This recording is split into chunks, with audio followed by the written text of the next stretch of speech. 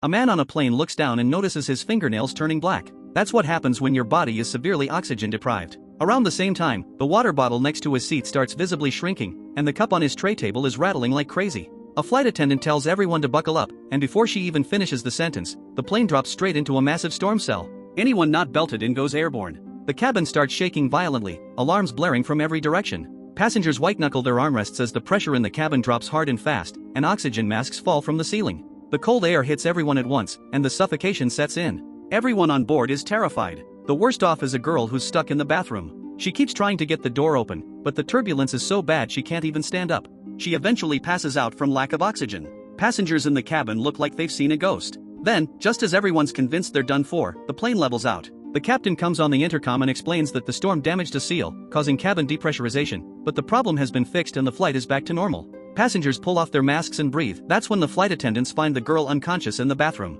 They get her oxygen, and she comes around without any serious damage. The whole cabin exhales. Everyone starts calming each other down, relieved the worst is over. Except it isn't. A man in a suit in the middle section starts grabbing his chest and struggling to breathe. A flight attendant notices immediately and goes to check on him, but the situation is worse than it looks. He coughs up black blood. By luck, there are 2 doctors on board. The 2 of them are ready to help, but as they watch, the man in the suit lets out a few desperate sounds and starts convulsing. Then he goes completely still. One of the doctors takes charge and gets a group of passengers to move the body to an open space at the back of the cabin. They try everything, chest compressions, rescue breathing, but it doesn't work. The man in the suit is dead. Everyone who watched it happen is shaken. The captain contacts the ground control center immediately to report the death. Given the risk of turning back or making an emergency landing, ground control agrees to let the flight continue. To keep the remaining passengers calm, the flight attendants offer compensation and move everyone from the upper deck first class down to economy. The plan is to use the empty upper deck to store the body. Back in their seats, one of the doctors gets an earful from his wife.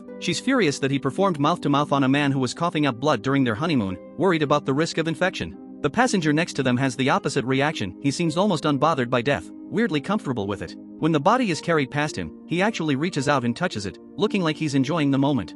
A long-haired passenger in a nearby row notices the expensive watch on the dead man's wrist and watches the body get taken upstairs with a look that says he's not done thinking about it. The flight attendants have never dealt with anything like this. They drape a blanket over the body's head, but it still looks disturbing. They use seatbelts to strap the body into a seat, then get off the upper deck as fast as they can.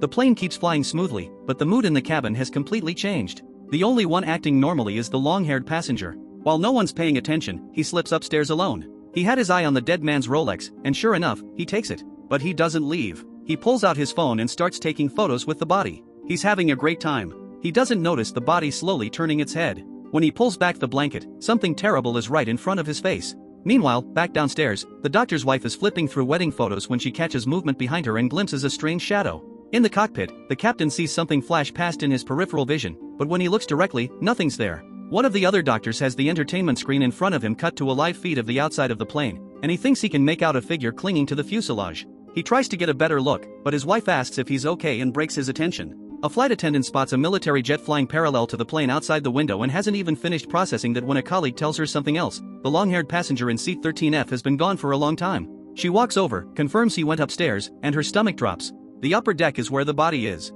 She forces herself to go up and check. When she gets there, the long-haired passenger is gone. So is the body. Both of them have vanished. There's nowhere on the upper deck to hide, and if either of them had come back downstairs, someone would have seen it. She reports everything to the captain, the disappearances and the military jet. He tells her the radar shows nothing and that finding the missing passenger and the body is the priority. She figures someone's playing a sick joke. Then the girl from the bathroom earlier runs into something in there again. White mist starts seeping up from the floor and a dark figure slowly takes shape. She screams and gets dragged down by something. A queue has already formed outside the door. Nobody in line notices anything wrong. Eventually a passenger runs out of patience and calls over a flight attendant to open it. The bathroom is empty. Everyone assumes it's a broken lock.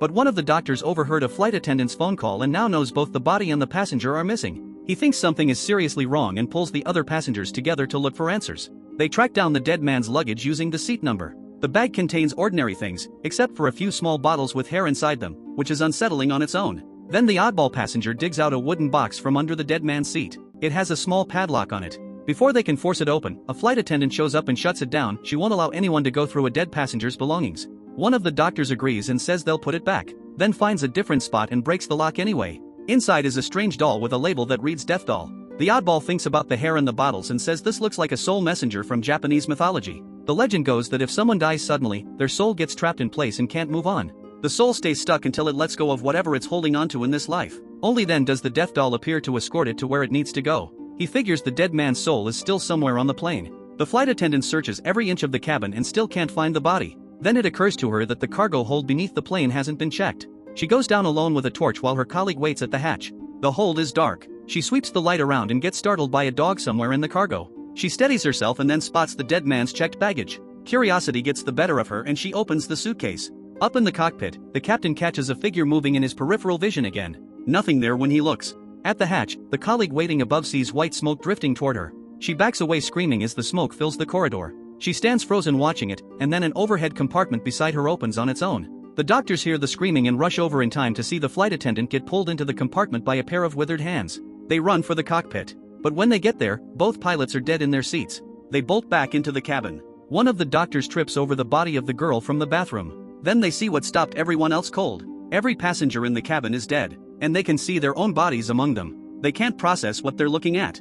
Are they even alive? While they're still reeling, the screens at the front of the cabin start playing a live news broadcast. Flight 7500, en route to Tokyo, hit severe turbulence that damaged a ceiling component. All passengers lost oxygen and died. When contact with the aircraft was lost, the military scrambled fighter jets to investigate. Through the windows, pilots in the jets could see passengers slumped in their seats with the plane in autopilot mode. With fuel running low, the aircraft is expected to go down into the Pacific. Everyone understands now. They were already dead. They died in the depressurization event. The reason they still had awareness is that each of them had something they couldn't let go of. Each passenger who disappeared along the way was just a soul reliving the pain of dying one more time. Now that they all finally see it, they stop fighting. They hold on to each other and fade into the dark. That's the full story of Flight 7500. The whole thing turns on that final reveal: they were gone from the start. Everything that felt like a struggle or an escape was just a group of people who didn't know they were dead yet.